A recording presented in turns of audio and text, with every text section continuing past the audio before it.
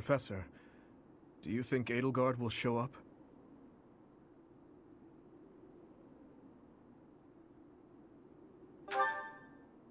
Well, well.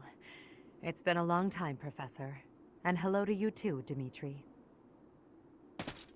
Edelgard, I did not think you would actually accept my request. Call it a win. Well then, what did you want to talk about? I will get straight to the point. Why did you start this war?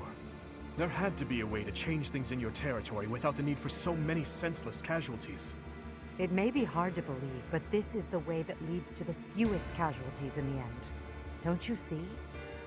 How could I? Countless people have already lost their lives in this conflict. The longer we took to revolt, the more victims this crooked world would have claimed.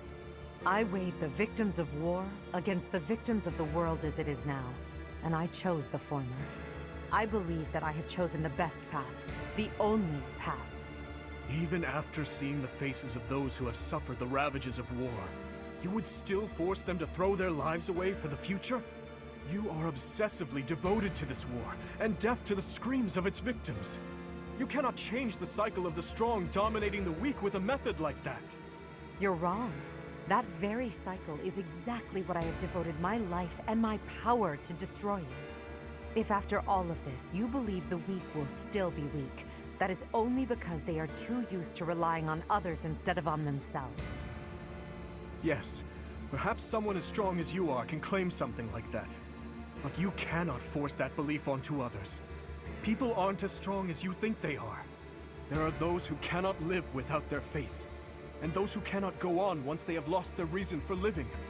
Your path will not be able to save them. It is the path of the strong, and so it could only benefit the strong. So you consider me strong, do you? Even if one clings to their faith, the goddess will never answer them. Countless souls will be lost that way, living without purpose. And I can be counted among those who have died that way as well. But that's why I must change this world, on behalf of the silent and weak. And do you intend to become a goddess yourself? Will you steal the power to take action from the broken-hearted masses you claim to defend? The ones who can truly change the way of the world are not the rulers, but the people. Pushing your own sense of justice and your own ideals onto even one other person is nothing more than self-righteousness. Maybe it is self-righteousness, but it doesn't matter.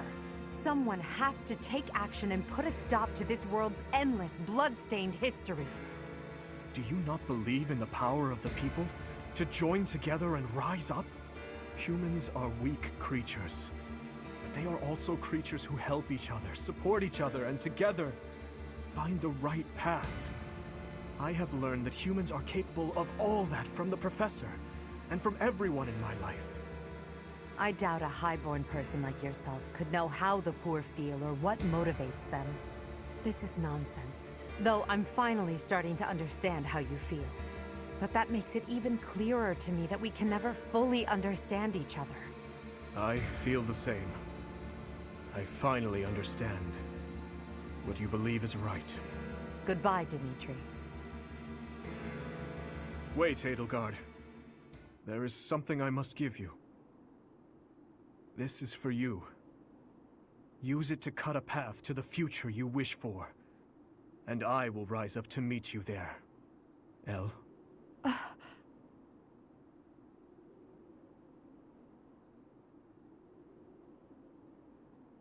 Elle! So it's true. You're really going away? Going back home? There's nothing I can do about it. It's all happening so fast. I'm as surprised as you are. Elle. Here. I want you to have this. Elle, listen to me. No matter how hard things get, you can't give in, okay? You've got to cut a path to the future you wish for, no matter what. It's a dagger? Why would you give me something like this? Oh, I'm sorry. I couldn't think of anything better to give you. Edelgard, what are you doing? It's time to go. Hurry and get in the carriage. Oh, I'm sorry, Uncle. I have to go now. Goodbye, Dimitri. I remember now. You gave me a dagger all those years ago. I'm still sorry about that. I should have given you something that would have made you happier. Perhaps. At the time, I was quite flustered by such a dangerous gift. I left without giving you a proper response, and that was the last time we saw each other. True. It is a sweet memory, with a bitter ending. I'm afraid it will do no good to reminisce, Dimitri. That girl you knew back then is gone, as good as dead. But I'll tell you now what I wasn't able to tell you back then. Thank you, my dear forgotten friend.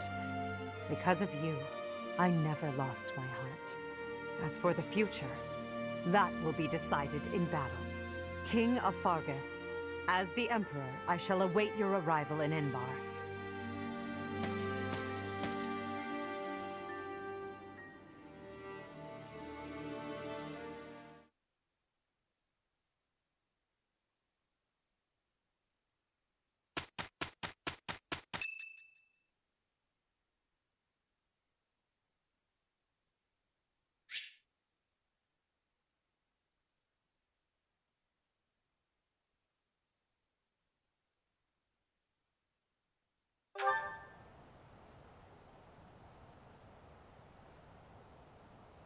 Sorry. It looks like I'm going to have to leave you now. One day, I hope you'll give this ring to someone you love as well as I love her.